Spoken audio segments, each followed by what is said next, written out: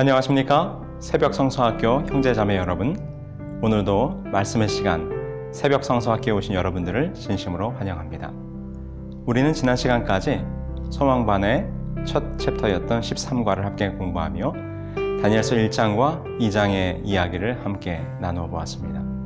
이제 14과 이국의 복음을 전하시는 사랑의 하나님이란 제목으로 다니엘서 4장과 5장 그리고 6장까지의 이야기를 함께 공부해 보게 될 것입니다. 오늘은 여러분 가지신 교재 377페이지부터 시작하면서 오늘은 그 첫 번째인 다니엘서 3장의 금신상 사건을 함께 공부하도록 하겠습니다. 다니엘서 3장은 다음과 같이 이야기가 시작됩니다. 다니엘서 3장 1절에 있는 말씀을 읽겠습니다. 느부갓네살 왕이 금으로 신상을 만들었으니 고는 60규빗이요 광은 6규빗이라 그것을 바벨론도의 두라 평지에 세웠더라. 오늘 우리가 함께 살펴보게 될 이 금신상과 이 불실현에 대한 사건은 우린 특별한 주제를 가지고 이것을 살펴보아야 합니다. 느부갓네살 왕에 의하여 세워지고 경배하도록 명령되어진 이 금신상의 사건은 그 배후를 이루고 있는 의미가 무엇인가 하면 종교의 자유와 신앙적 양심의 자유를 두고 벌어지는 선과 악의 대쟁투의 단면을 보여주고 있어요. 금신상을 세우고 그 우상에게 강제로 경배토록 한 이 사건에 하나님을 믿는 젊은이들이 그들의 양심, 신앙의 양심을 가지고 담대히 그 앞에 섰던 이야기라고 하는 것이죠. 자, 그렇다면 오늘 사건이 어떻게 이어지는지 우리 함께 보도록 하겠습니다. 오늘 다니엘서 3장 1절에 보니까 이 느부갓네살 왕이 큰 신상을 만들었다고 기록하고 있어요. 근데 여러분께서도 아시는 것처럼 고대의 유물들을 보면 고대 세계에서는 거대한 신상들이 흔히들 세워졌습니다. 이집트 사왕조의 카프루 왕이 세운 스핑크스는 밑에서부터 머리까지의 높이가 약 70피트 정도 되었다고 합니다. 아메노텝 3세의 거대한 memnon의 조각상들도 그 높이가 69피트였고요. 이것들은 무려 1000톤이 넘는 화강암으로 만들어졌다고 합니다. 또 누비아의 아부신벨에 있는 신전에는 람세스 2세 거대한 상들이 놓여져 있는데 거기에도 높이가 65피트나 된다고 하는 것입니다.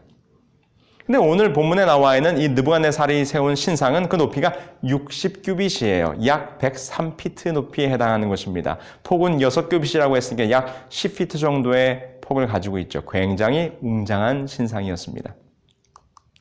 여러분들이 잘 아시는 것처럼 미국에 있는 이 자유의 여신상, 이 자유의 여신상의 총 높이가 305피트인데요. 그 가운데서 이 받침대를 이루고 있는 부분을 제하면 실제로 이 여신상의 높이는 약 111피트 정도 된다고 합니다. 그러니까 지금 느부갓네살 왕이 두라 평지에 세운 이 금신상은 거의 오늘날의 이 자유의 여신상과 그 크기가 비슷한 정도라고 볼 수 있는 것이죠. 또 우리는 한 가지 흥미로운 사실을 발견하게 되는데 이 신상의 높이를 60규빗, 폭을 6규빗으로 한 것은 그 의미가 상당히 있어요. 왜냐하면 이 6이라는 숫자와 그 배수는 고대 바벨론 종교와 관련되어져 있기 때문입니다. 바벨론의 주신인 마루둑, 이 마루둑 신이 사용하는 고유 숫자가 바로 60이었어요. 그래서 이 60과 6의 배수, 60진법을 바벨론의 이 우상 숭배를 하는 종교 지도자들은 이 60진법을 사용했다고 하는 것입니다. 그런데 이렇게 얘기를 해보니까 여러분 매우 익숙하시죠? 왜 그런가 하면 요한계시록 13장 8절에 짐승의 숫자를 헤아려 보라. 그 짐승의 수는 666이라고 하는 것에 대해서 우리는 매우 익숙해 하실 것입니다.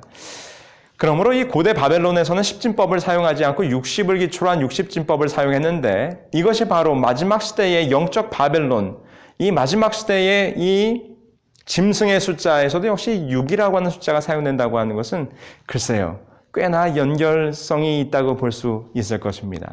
아주 매우 흥미로운 부분이 아닐 수가 없지요. 아울러서 이 느부갓네살 왕은 이 신상을 무엇으로 만들었다고 기록하고 있습니까? 네, 이 신상을 금으로 만들었다라고 기록하고 있습니다. 우리가 다니엘서 2장을 공부할 때 이미 공부하신 것처럼 이 바벨론 도성에는 무엇이 참 많았더라고요? 네, 금이 매우 풍부했고 금으로 만든 신상이나 제단이나 하는 것들이 참 많았음을 우리는 이미 공부해서 알고 있습니다. 그래서 이 느부갓네살 왕은 이제 온통 금으로 된 60규빗, 6규빗 사이즈로 된 거대한 신상을 만들게 된 것입니다. 자, 그렇다면 이 다니엘서 3장의 사건은 언제 벌어진 일일까요? 다니엘서 3장 자체에서는 이 사건이 벌어진 시기에 대한 시점을 우리들에게 알려주고 있지는 않아요. 그런데 우리는 한 가지를 통해서 유추해 볼 수 있는데 그것은 바로 다니엘서 3장 2절에 다음과 같이 기록하고 있어요. 느부갓네살 왕이 보내어 방백과 수령과 도백과 재판관과 재무관과 모사와 율법사와 각도 모든 관원을 자기 느부갓네살 왕의 세운 신상의 낙성 예식에 참집하게 하매. 다니엘 3장의 사건이 언제인지는 우리가 정확히 알 수는 없지만 아마도 기원전 594년경이 아닐까 우리는 그렇게 유추해 볼 수 있습니다. 왜냐하면 지금 다니엘서 3장 2절에 기록한 것처럼 금신상을 세워놓고 각도의 방백들과 각도를 다스리는 모든 관리들을 다 한자리로 모이게 했다는 것입니다. 그런데 기원전 594년경 유다의 마지막 왕이었던 시드기야가 그의 제 4년에 바벨론을 방문했다는 기록이 나와 있어요. 예레미야 51장 59절에 기록되어 있습니다. 그래서 우리는 이것을 연결시켜서 생각해 볼 때 이 느부갓네살이 각도 모든 관원들로 와서 자기 금신상에게 경배하도록 명령했기 때문에 당시 바벨론의 봉신이었던 시드기야가 이를 계기로 바벨론을 방문하지 않았을까. 그래서 우리는 이 다니엘서 3장의 연대를 그렇게 추정해 보는 것입니다. 자, 어쨌든 느부갓네살 왕은 도대체 왜 이 금으로 만든 신상을 두라 평지에 세워 모든 백성들로 함께 모여 거기에 절하도록 했을까요? 아마도 느부갓네살 왕은 다니엘서 2장에 기록된 그 꿈의 사건을 기억하면서 매우 마음이 불쾌했을 거예요. 왜요? 자신의 나라 곧 금나라 바벨론이 영원무궁토록 존재하기를 바랬는데 다니엘이 하나님을 통하여 그 꿈을 해석하기를 왕이시 왕보다 못한 은혜 나라, 노새 나라, 철의 나라가 계속해서 일어날 것이라고 예언했기 때문이죠. 그래서 느부갓네살 왕은 아니야. 나는 나의 제국이 더 영원하기를 바래. 그러므로 그는 신상을 무엇으로 만들었다고 했습니까?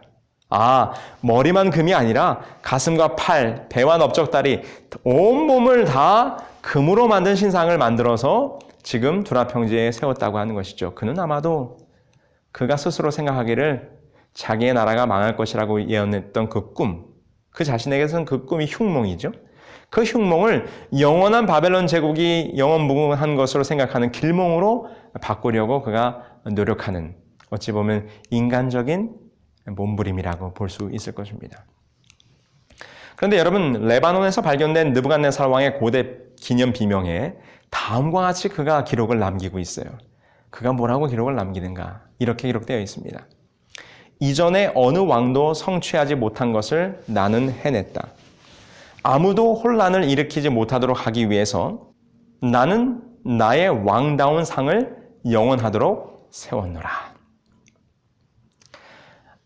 그가 자기의 위대함을 드러내기 위해서 나의 왕다운 신상을 세웠다라고 기록하고 있는 고대 바벨론의 기념비의 비문이 남겨져 있는 것입니다. 우리는 아마 이것을 통해서 이것이 다니엘서 3장의 느부갓네살 왕이 세운 금신상이 아닐까 이렇게 연결시켜서 생각해 보게 되는 것이죠. 자, 이제 이 사건은 이렇게 진행됩니다. 그가 두라 평지에 금신상을 세웠어요.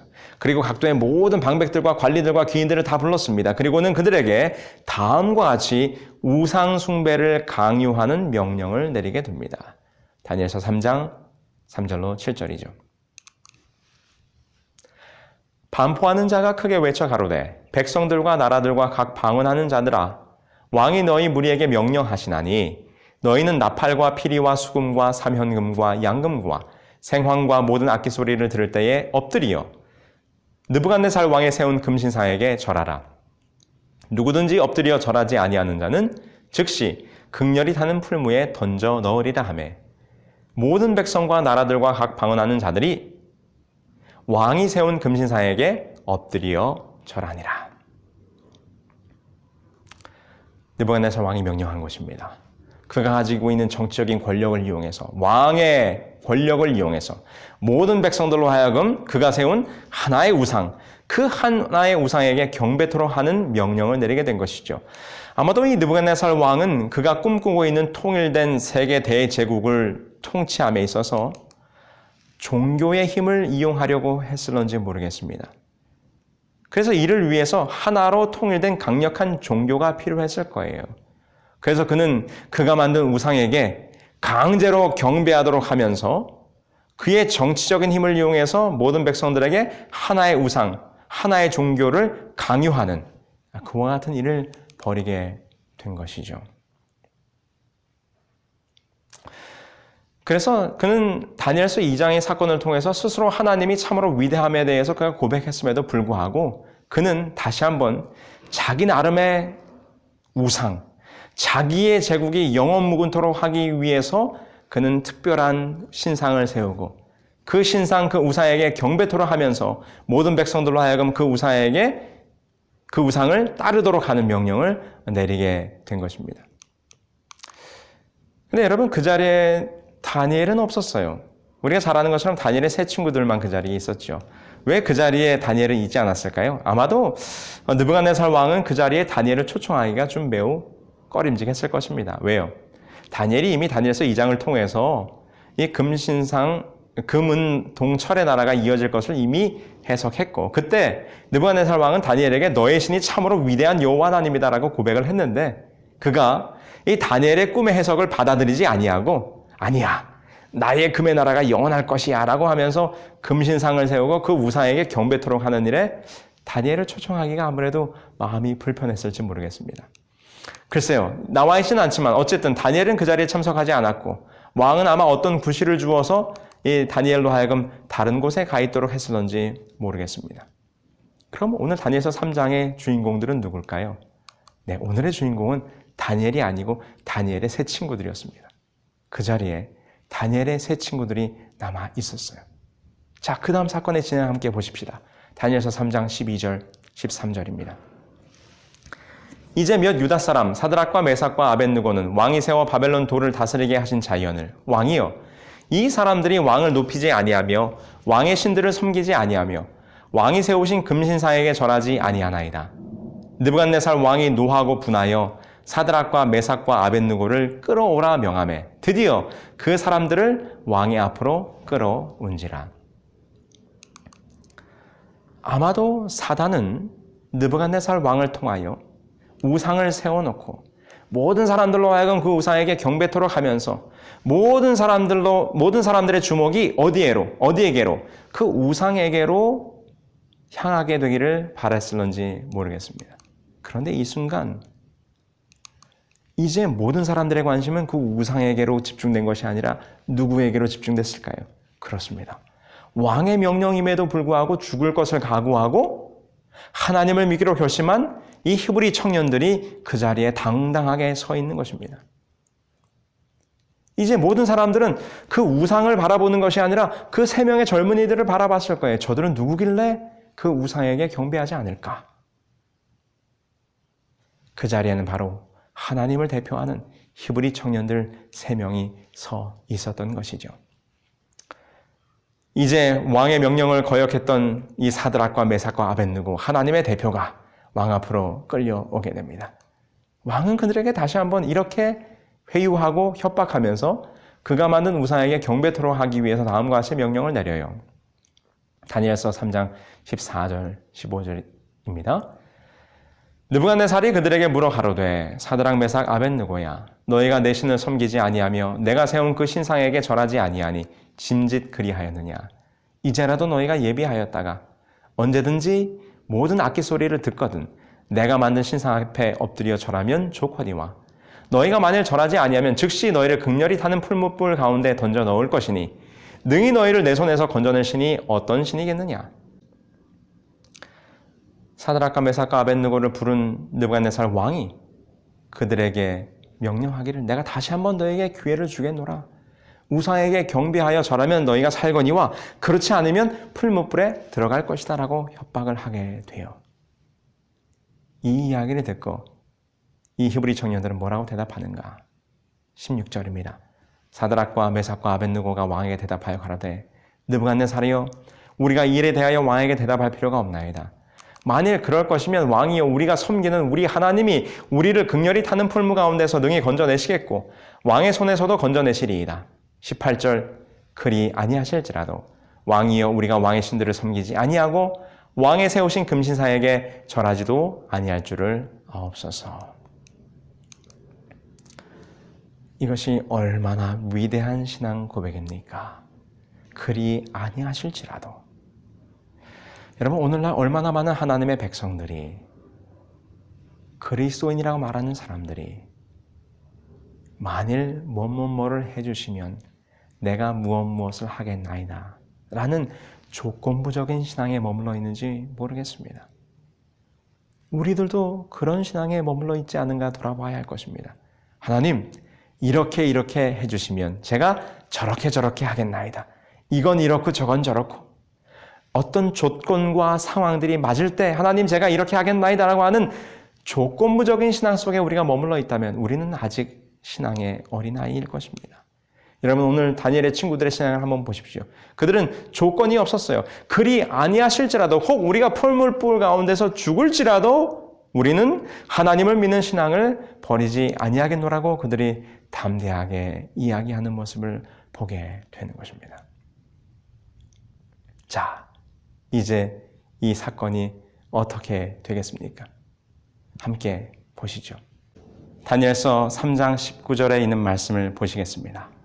느부갓네살 왕이 분이 가득하여 사드락과 메삭과 아벳느고를 향하여 얼굴빛을 바꾸고 명령하여 이르되 그 풀무불을 뜨겁게 하기를 평소보다 7배나 뜨겁게 하라 하고 22절 왕의 명령이 엄하고 풀무불이 심히 뜨거우므로 불꽃이 사드락과 메삭과 아벳느고를 붙든 사람을 태워 죽였고 23절입니다. 이 세 사람 사드락과 메삭과 아벳느고는 결박된 채 맹렬히 타는 풀무불 가운데 떨어졌더라. 그리 아니하실지라도 우리 하나님께서 우리를 구원해낼 것인데 그리 아니하실지라도 우리가 왕의 우상에게 경배하지 않겠다라고 말한 사드락과 메삭과 아벳느고에게 느부갓네살 왕은 매우 화가 났어요. 그들에게 풀무불을 7배나 더 뜨겁게 하고 그들을 풀무불 속에 집어넣으라고 하는 명령을 내리게 된 것이죠. 드디어 사드락과 메삭과 아벳느고는 풀무불 속에 들어가게 됩니다. 여러분, 그들은 풀무불 속에서 살아남을 수 있었을까요? 어떻게 되었을까요? 다니엘서 3장 24절 이하에 있는 말씀을 보겠습니다. 그때에 느부갓네살 왕이 놀라 급히 일어나서 모사들에게 물어 이르되 우리가 결박하여 불 가운데 던진 자는 세 사람이 아니었느냐 하니 그들이 왕에게 대답하여 이르되 왕이여 올소이다 하더라. 25절 왕이 또 말하여 이르되 내가 보니 결박되지 아니한 네 사람이 불 가운데 다니는데 상하지도 아니하였고 그 넷째 모양은 신들의 아들과 같도다. 그렇습니다. 느부갓네살 왕이 바라보니 이 사드락과 메삭과 아벳느고를 불문불 속에 던져 넣었는데 그들이 하나도 불에 타지 않는 거예요. 그런데 던져 넣은 사람은 세 사람인데 그 가운데 누가요? 한 분이 더 계시는 것입니다. 왕이 가만히 보니 그는 신들의 아들과 같도다. 여호와 하나님께서 그 우상에게 경배토록 하기 위한 그 두라평지 그 한가운데서 여호와 하나님만이 참으로 하나님이신 것을 다시 한번 증거하는 놀라운 일이 벌어지게 된 것입니다. 이제 이 사건의 마지막은 다음과 같이 그 끝을 이루게 돼요. 다니엘서 3장 28절 이하에 있는 말씀입니다. 느부갓네살이 말하여 가로되 사드락과 메삭과 아벳느고의 하나님을 찬송할지로다. 그가 그 사자를 보내사 자기를 의뢰하고 그 몸을 버려서 왕의 명을 거역하고 그 하나님 밖에는 다른 신을 섬기지 아니하며 그에게 절하지 아니한 종들을 구원하셨도다. 그러므로 내가 이제 조서를 내리노니 각 백성과 나라와 각 방언하는 자가 무릇 사드락과 메삭과 아벳느고의 하나님께 설만이 말하거든 그 몸을 쪼개고 그 집으로 걸음터를 삼을지니 이는 이같이 사람을 구원할 다른 신이 없음이니라 하고 30절입니다. 왕이 드디어 사드락과 메삭과 아벳느고를 바벨론도에서 더욱 높이니라. 여러분, 다니엘서 2장의 사건을 통하여 느부갓네살과 그의 백성들은 자신들의 신 마르둑보다 여호와 하나님이 참으로 위대하다는 것을 알게 되었을 것입니다. 그래서 사탄은 이렇게 추락된 바벨론의 우상 종교를 다시 회복하기 위하여 하나님의 꿈과는 반대로 금신상을 만들어 온 세상이 그 앞에 경배하도록 하기 위해서, 그래서 이 우상 숭배의 세력을 만회하려고 다니엘서 3장의 사건을 계획한 것입니다. 그래서 다니엘서 3장에서 느부갓네살 왕은 자신의 세계적인 영역을 대표하는 치리자들을 소집시켜 놓고 국가의 힘과 왕권을 동원하여 그들 모두를 바벨론 우상에게 강제로 절하도록 명령을 내렸던 것이죠. 그러나 그 결과는 어떻게 되었습니까? 새 젊은이에 의해 다시 한번 하나님을 믿는 히브리 신앙이 우상을 섬기는 바벨론의 종교를 정통으로 무너뜨리게 되었다는 것입니다. 지극히 높으신 하나님이 증거되었어요. 그 하나님 밖에는 다른 신을 섬기지 아니하며 그에게 절하지 아니한 종들을 구원하신 분이며 이같이 사람을 구원할 다른 신이 없음을 느부갓네살 왕의 입을 통하여 다시 한번 증거하게 되었다라고 하는 것입니다. 이것이 바로 다니엘서 3장에 기록된 금신상, 그 불의 시련, 그 이면 속에 담겨져 있는 우상 숭배 앞에서 당당히 하나님을 믿는 신앙의 양심을 지켰던 다니엘의 세 친구들의 이야기였다고 하는 것입니다. 사랑하는 우리 형제자매 여러분, 곧 이 마지막 때에 이 마지막 영적 바벨론도 거짓 우상을 만들어 놓고 그들의 정치적인 힘을 이용해서 강제로 그 우상에게 경배토록 하는 일이 곧 벌어지게 될 것입니다. 곧 우리는 그런 시대를 맞이하게 될 거예요. 그때 우리는 누구를 기억해야 하겠습니까? 그렇습니다. 다니엘의 세 친구들 사드락과 메삭과 아벳느고를 여러분 기억하시게 되길 바랍니다. 혹 여러분들이 시련 가운데 놓일지라도 그리 아니하실지라도 나는 살아계신 여호와 하나님을 끝까지 섬기겠노라. 곧 마지막 때에 이 영적 바벨론이 우리들로 하여금 거짓 우상에게 경배하는 일을 벌이게 될 때에 우리는 그때에 담대히 살아계신 여호와 하나님을 믿는 신앙을 굳건히 지키시게 되길 간절히 소망하는 것입니다. 그때가 되면 우리들의 모든 믿음이 시련을 받게 될 것입니다. 그때 우리가 그리 아니하실지라도 라고 하는 믿음을 갖고 있다면 우리는 그 마지막 불의 시련도 마지막 시험도 능히 이겨낼 수 있는 하나님의 백성이 될 수 있을 것이며 우리는 그때에 온 천하 앞에 여호와 하나님이 참 하나님이심을 증거하는 주님의 백성으로 설 수 있을 것을 확신하는 것입니다. 저와 여러분 모두가 다 다니엘의 세 친구들처럼 여호와 하나님을 믿는 신앙을 어떠한 일이 있어도 굽히지 않는 참된 믿음의 사람들이 되기를 간절히 소망하면서 오늘 강의를 마치겠습니다. 다 함께 기도하실까요? 하늘에 계신 저희들의 아버지 하나님, 다니엘서 3장에 기록된 사건을 통하여 이제 사단이 거짓 우상을 세워놓고 우리들로 하여금 강제로 그 앞에 경배하고 절하게 하려는 때가 곧 다가올 것을 저희들은 생각해 보았습니다. 그때 우리들은 다니엘의 세 친구들을 기억해야 할 것입니다. 그리고 그들의 믿음을 배워야 할 것입니다. 그리 아니하실지라도 살아계신 하나님의 백성으로 살기로 결심하고 그 굳건한 믿음으로 마지막 시험을, 마지막 그 불의 시련을 능히 통과하는 우리 모든 새벽 성서학교 형제 자매들이 될 수 있도록 인도하여 주시옵기를 사랑 많으신 예수 그리스도의 이름으로 기도합니다. 아멘.